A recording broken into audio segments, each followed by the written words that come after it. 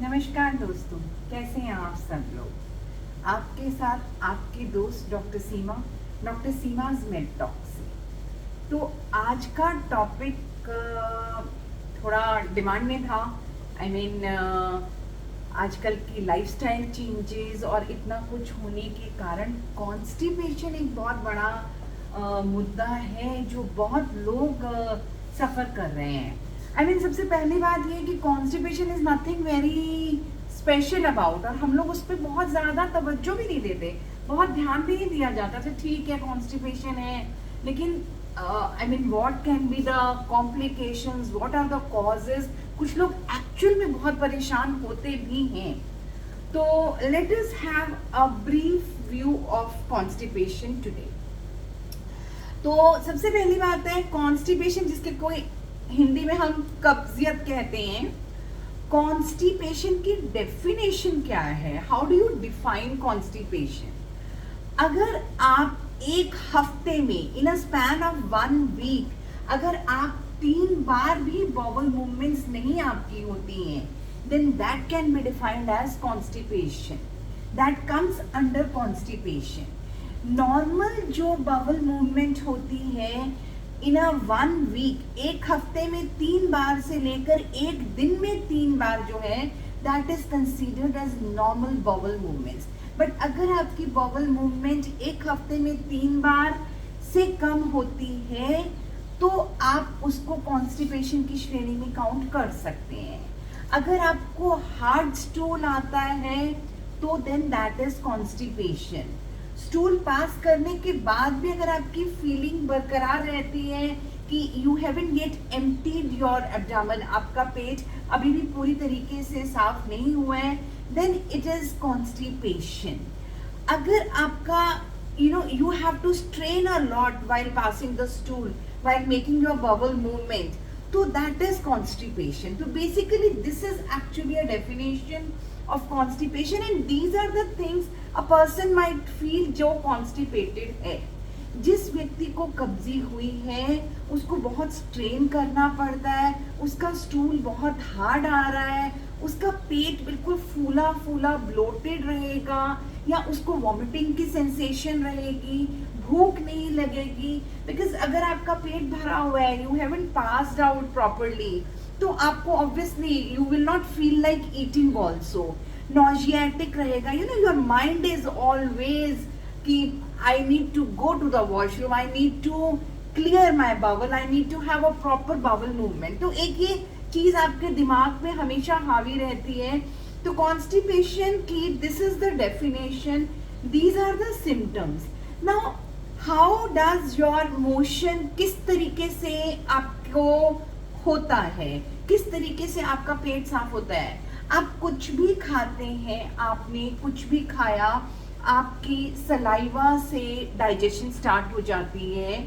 आपने कुछ भी खाया, आपके सलाइवरी एंजाइम्स आए, दे कम इनटू एक्शन, खाना टूटना शुरू होता है, धीरे धीरे आपके इसोफेगस से आपके स्टमक में गया, तो फिर gastric juices, your gastric enzymes, आपके liver juices, they all act on your food, और उसके बाद खाना आपकी छोटी आंत में जाता है जहां पर मैक्सिमम न्यूट्रिशन जो है वो बॉडी एब्जॉर्ब कर लेती है, जैसे कि कार्बोहाइड्रेट्स, फैट्स, प्रोटीन्स, या कोई भी मिनरल्स हैं, या जो भी कुछ भी न्यूट्रिशियस चीज़ें जो हैं वो आपकी स्मॉल इंटेस्टाइन में बॉडी आपकी एब्जॉर्ब कर देती है। उधर से चलते चलते जब ये चलता है उस मूवमेंट को कहते हैं पेरिस्टाल्टिक मूवमेंट। तो उधर से चलते हुए आपका खाना फिर आपके लार्ज इंटेस्टाइन या आंतों में जैसे आ गया, कोलोन में, और वहाँ पर आपका there is a formation of your I will say your poop, your potty, वहाँ पर जाके बनती है।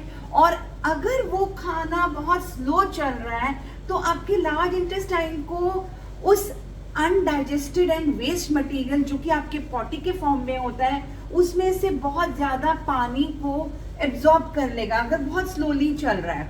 तो जब बहुत ज़्यादा पानी आपका लार्ज इंटेस्टाइन उसमें से एब्जॉर्ब कर देगा तो आपका जो पॉटी है वो बहुत हार्ड स्टूल हो जाएगा, and that is the reason कि उसको फिर डिफिकेट करने में मुश्किल होती है, उसको फिर पाउस आउट करने में डिफिकल्टी आती है, because that becomes it can become as hard as a stone. तो इतना हार्ड स्टूल जब हो जाएगा तो this can cause a lot of problem. So this is the way your potty is formed, your poop it comes, ठीक है ना, this is the way it passes out. So now what can be the causes? इसके causes क्या हो सकते हैं? तो आज के वीडियो में हम इसके causes के बारे में जानकारी लेंगे। कल हम इसका ट्रीटमेंट और कॉन्स्टिपेशन अगर क्रॉनिकली चलती है तो कब आपको अपने डॉक्टर से मिलना चाहिए और क्या ये कुछ कॉम्प्लिकेशंस आपकी बॉडी में कर सकती है, we will discuss that in the next video tomorrow. पर आज हम इसके कॉजेस के बारे में जानकारी लेते हैं। क्या एज का कोई लेना देना है आपकी कॉन्स्टिपेशन से? तो yes, somebody who is over the age of 60 to 65 years, 60 या 65 साल के ऊपर जब आप चले जाते हो तो आपको कॉन्स्टिपेशन ज्यादा होने के चांसेस हो जाते हैं। रीजन बीइंग आपका मेटाबॉलिज्म स्लो हो जाता है। आप सब जानते हैं कि जैसे जैसे एज बढ़ती है वैसे वैसे मेटाबॉलिज्म आपका स्लो डाउन होता है। दूसरी क्या चीज होती है, आपकी जो मस्कुलर टोन है, जो मसल्स की कॉन्ट्रैक्टिलिटी है वो कम हो जाती है, इसीलिए डाइजेस्टिव ट्रैक्ट में वो इतना स्लोली जब आपका वो पास आउट होता है तो उससे उसके कारण जैसे मैंने बताया कि पानी की एब्जॉर्प्शन ज़्यादा हो जाएगी, स्टूल हार्ड हो जाएगा, पास होने में डिफिकल्टी होगी, so it comes out to be a constipation. तो ये रीजंस होते हैं। क्या फीमेल्स में ज़्यादा कॉन्स्टिपेशन होने के चांसेस हैं? तो देखिए, during child birth and pregnancy yes chances हैं, क्योंकि कुछ ऐसे हार्मोनल चेंजेस होते हैं फीमेल्स में जिसके चलते उनको कॉन्स्टिपेशन हो जाती है। और दूसरा, जब बच्चा यूट्रस में होता है that foetus squishes on the intestine, वो इंटेस्टाइन पर जाकर दबाव जब डालता है तो एक फीमेल को प्रेगनेंसी के दौरान कॉन्स्टिपेशन होने के चांसेस हो जाते हैं। उसके अलावा क्या कॉजेज हैं? देखिए, कॉन्स्टिपेशन भी एक तरीके से लाइफस्टाइल डिसऑर्डर है। अगर आपके लाइफस्टाइल ठीक नहीं है, लाइफस्टाइल में अगर आपका खाना पीना ठीक नहीं है, अगर आपके खाने पीने में you are taking more of refined carbohydrates, यानी कि आप मैदे का प्रयोग ज़्यादा कर रहे हैं, आप वाइट ब्रेड्स का प्रयोग ज़्यादा कर रहे हैं, तो आपको कॉन्स्टिपेशन होने के चांसेस हैं। एक कहावत कही जाती है, बड़े लोग बोला करते थे, मैदा खा के तो आपकी आंतों में चिपकेगा ही चिपकेगा, ठीक है ना। तो मैदे का प्रयोग या रिफाइंड कार्बोहाइड्रेट्स का प्रयोग जहाँ ज़्यादा हो रहा है दैट लीड्स टू कॉन्स्टिपेशन। अगर आप शुगरी ड्रिंक्स या बेकरी आइटम्स, ज़्यादा रिफाइंड शुगर्स आप ले रहे हैं, आइसक्रीम्स, केक्स, पेस्ट्रीज, मैं ये बिल्कुल नहीं कहूँगी कि बिल्कुल ना खाया जाए, आप खाइए हर चीज़, लेकिन कुछ मात्रा में, थोड़ी मात्रा में, in a balanced way, so that it does not harm you. कोई भी चीज़ खाई पी जा सकती है, लेकिन उसकी मात्रा पर ध्यान देना, उसकी क्वांटिटी पर ध्यान देना ज़रूरी है। इनमें से जितनी भी चीज़ों के मैं नाम लूँगी, ये मेरा कहने का बिल्कुल भी मतलब नहीं है कि that you stop eating that. I only mean to say is कि इनकी मात्रा कम, और अगर आप इन चीज़ों का सेवन कर रहे हैं तो इसके साथ थोड़ी सी अच्छी चीज़ों का सेवन साथ साथ कर लीजिए, so that you do not land up in any kind of problem. तो पहली बात आपको मैंने बोली, रिफाइंड शुगर्स अगर आप ज़्यादा ले रहे हैं, आपके कार्बोहाइड्रेट्स अगर वो वाले जा रहे हैं, रिफाइंड कार्बोहाइड्रेट्स जा रहे हैं। दूसरी बात बोली, मीठी चीज़ें या शुगरी ड्रिंक्स का आप इस्तेमाल ज़्यादा कर रहे हैं। तीसरी चीज़, अगर आप प्रोसेस्ड फूड ज़्यादा खा रहे हैं, प्रोसेस्ड फूड है, रिफाइंड फूड है, या फ्रोज़न फूड है, या फैटी फूड है, क्योंकि फैटी फूड और ये सब जो खाना खाते हैं ना दोस्तों, ये डाइजेस्ट ही नहीं होगा, डाइजेशन में डिफिकल्टी होगी, डाइजेशन में टाइम ज़्यादा लगेगा। जब डाइजेशन नहीं होगा, एब्जॉर्प्शन नहीं होगा, तो डिफिकेशन कैसे होगा? It's like a common sense जैसी चीज़ है। तो आपके खाने में फाइबर की मात्रा ज़्यादा होनी चाहिए, ये मैं डिस्कस करूँगी ट्रीटमेंट के टाइम पर। अगर आप डिहाइड्रेटेड हैं, आप पानी कम पीते हैं, या आप कैफिनेटेड ड्रिंक्स ज़्यादा लेते हैं, जैसे कि आप चाय कॉफ़ी का प्रयोग ज़्यादा कर रहे हैं, आप जानते हैं कि चाय या कॉफ़ी आपकी बॉडी में से पानी सोख लेती है। तो कोई लोग ये बोलते हैं कि हाँ मैंने 5 ग्लास पानी पिया, या मैंने 2-3 चाय पी ली तो मेरे 8 ग्लास हो गए। अरे अगर आपने 5 ग्लास पानी पिया और 3 चाय पी तो सोचो आप 2 ग्लास तो पानी के कम माइनस कर दो, बिकॉज उसने कहीं ना कहीं आपको डिहाइड्रेट किया है। सेम वे अगर आप अल्कोहल ले रहे हो, may it be in any form, alcohol आपको डिहाइड्रेशन करती ही करती है.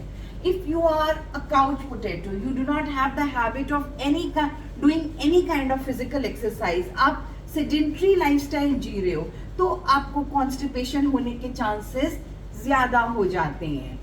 अगर आपको कुछ बीमारियां भी हैं और कुछ दवाइयां भी हैं जिनको लेने से कॉन्स्टिपेशन होने के चांसेस ज्यादा होते हैं. आज के ज़माने में stress is a big reason for constipation. Lifestyle भागने दौड़ने का है, आपको अर्ज भी हो रही है पॉटी जाने की, बट आपके पास टाइम नहीं है.